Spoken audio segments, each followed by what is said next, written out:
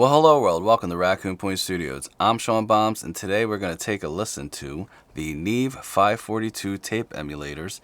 They are 500 series modules, and it has a few different circuits going on in there. So you have your tape emulation circuit, and then you have a silk circuit. And the tape emulation is going to give you like the low end type of vibe that you get from tape. It's going to saturate your signal. You know, I won't say it sounds exactly like tape. It's pretty damn good for a 500 series module. It's not subtle, you know.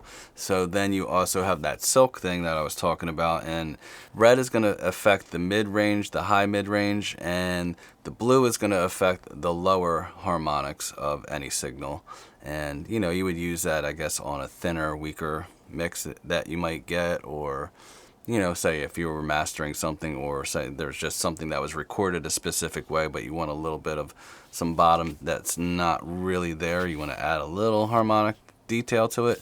It'll help out with that. I don't really use the blue one, but you know, it's still nice to have it. I prefer the red. It really helps bring presence and hair to the mid-range. And also you have a trim, so if your signal's too hot, or if it's coming off after another signal in your chain, like another piece of hardware, you have that flexibility, so you can bring it back a little bit and then still drive your saturation of the tape up if you need to.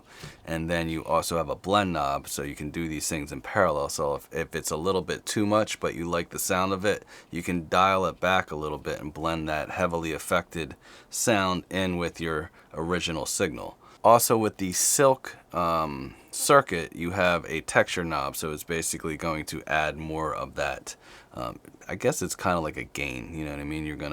The texture is gonna just change the tonality. I'm gonna go through all that stuff and you'll hear for yourself. I'm gonna do it pretty aggressive so you can really hear it, and then I'll dial stuff back so it can be a little subtle. The cool thing is you can use it just for the silk and not the tape, and vice versa. The other thing is it's a single module, so you can use it on mono tracks. So it's really a versatile thing. I like tracking guitars and bass through it. Alright, so we're gonna start with a mix, and then we'll do some drums, and then a bass, and then a guitar. If you're new to the channel, please hit the subscribe, hit the like if you like this, hit the bell to stay notified if you're into pro audio, guitar stuff, synthesizers, drum machines, tracking, mixing, learning all sorts of stuff, and sharing ideas, because that's what we're trying to do here, even camera stuff. Let's start with this this track here. I've used this track in a few of the videos. This is a pre-production jam that I was doing, and I was really just trying out the HX Stomp to see if I could get it to do like alt shoegaze rock type of stuff, and you know, see if I can get that vibe from the HX Stomp without using all my pedals, and just to see what I could get with it. And the guitars aren't real amps right now, and the bass was even tracked through the HX Stomp too. And then the drums are just Superior Drummer drums that I tracked out, so they're not just, you know, getting the Superior Drum treatment. So here we go. I'm gonna do this mix. I've talked plenty.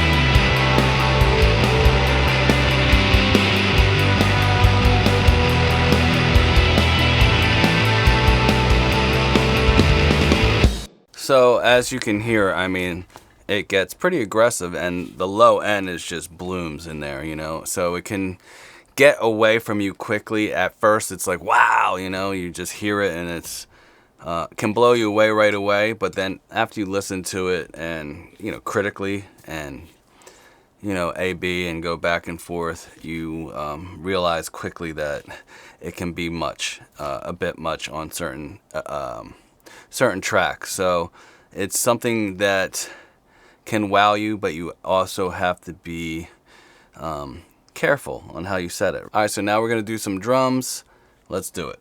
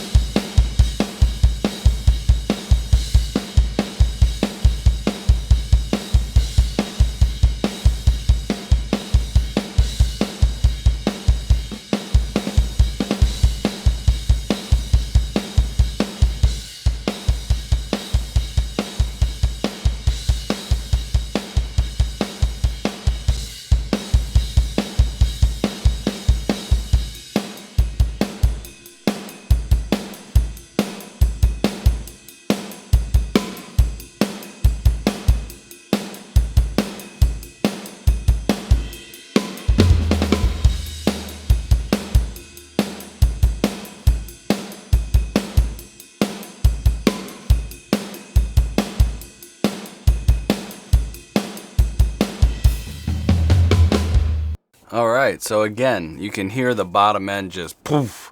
It's very, very aggressive. Like I said, that tape, as soon as you put the tape in, it's like 300 and below, just come up. You would think you could do that with the shelving EQ, but it's more than that in there. So, all right, so now we're gonna move on to the bass. This bass was tracked through the HX Stomp using its Ampeg thing and a little bit of fuzz or distortion that I put on it in the HX Stomp. It's not the greatest bass tone. Let's see if we can get it better. So here we go.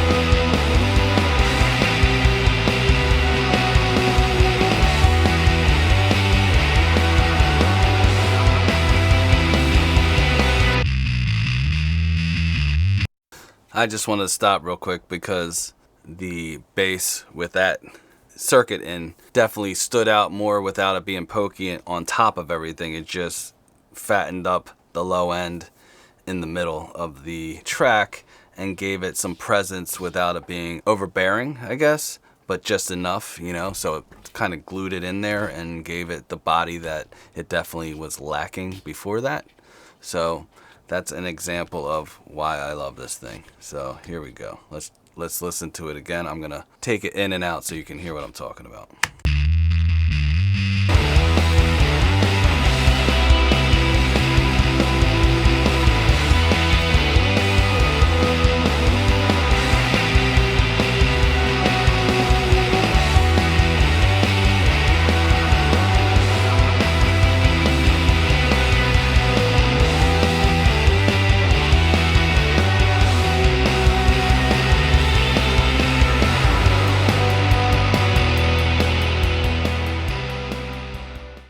So the 15 IPS and 30 IPS is subtle, but not as subtle on drums. I don't think. I think you can really hear the difference, and mix bus, you can hear the difference. So like I said, if you're missing some low end and stuff, and you've gotten it to a point where you really like what you have, but you just want to curtail something like that, then I think these modules really can help out in getting you there. There's no silver bullet, as we know, but these things can really help add character to anything you mix through it, anything you record with it. Alright, so here we are with some guitars. It's just two guitars, left and right, rhythm, and then a lead in the middle. Not a lead, but whatever. And yeah, so that's what we're going to do. I'm going to mess around with it, and you'll hear the differences.